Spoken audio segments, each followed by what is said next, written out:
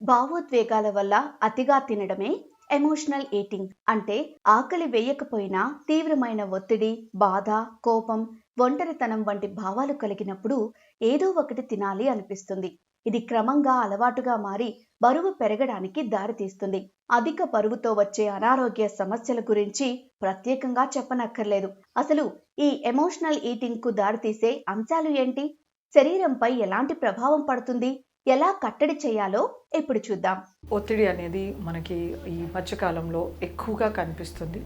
అది ఇంట్లో ఉండే హౌస్ వైఫ్స్ కానీ, వర్కింగ్ ఎంప్లాయీస్ కానీ, అలాగే స్టూడెంట్స్ కానీ ప్రతి ఒక్కరికి ఒత్తిడి అనేది నార్మల్గా అయిపోయింది. కాకపోతే ఈ స్ట్రెస్ని మనం ఎలా మేనేజ్ చేస్తున్నాము అనేది చాలా ఇంపార్టెంట్.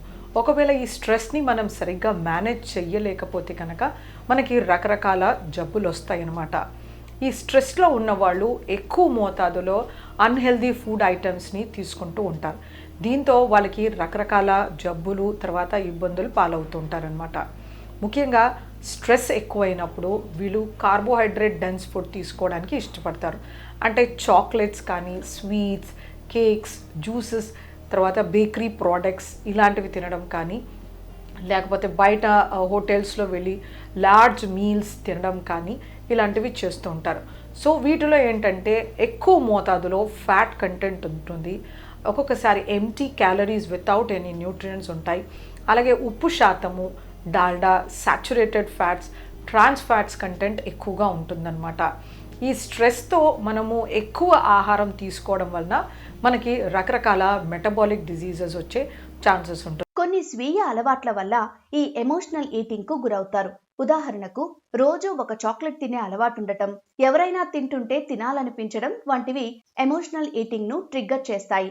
బోర్ కొట్టినప్పుడు ఆకలి లేకున్నా తినడం కూడా ఎమోషనల్ ఈటింగే. ఆహారం విషయంలో ఇతరుల ప్రభావం పడి ఇలా తింటుంటారు చాలా మంది. కొన్నిసార్లు ఏ పని లేక టైం పాస్ చేయడానికి ఏదో ఒకటి నోట్లో వేసుకుంటారు. ఇలాంటి పరిస్థితులు కూడా ఎమోషనల్ ఈటింగ్ ను ట్రిగ్గర్ చేస్తాయి. వీళ్ళకి మనకి ఏంటంటే స్ట్రెస్ నుంచి బయటికి తేవడం first most important.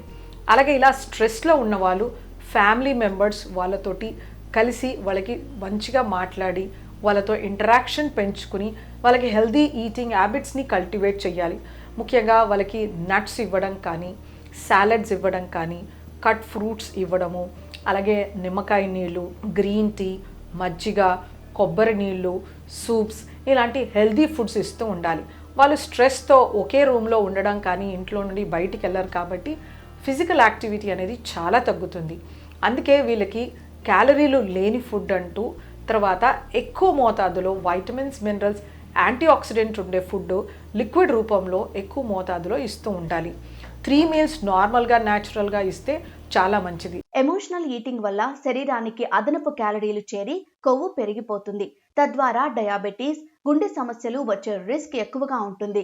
Emotional eating ను తగ్గించడానికి ముందుగా భావోద్వేగాలను అదుపులో పెట్టుకోవాలి. ఒత్తిడిలో ఆహారం తీసుకోకుండా మ్యూజిక్ వినడం, ఫ్రెండ్స్ తో మాట్లాడడం, వాకింగ్ వంటి పనులు చేయాలి.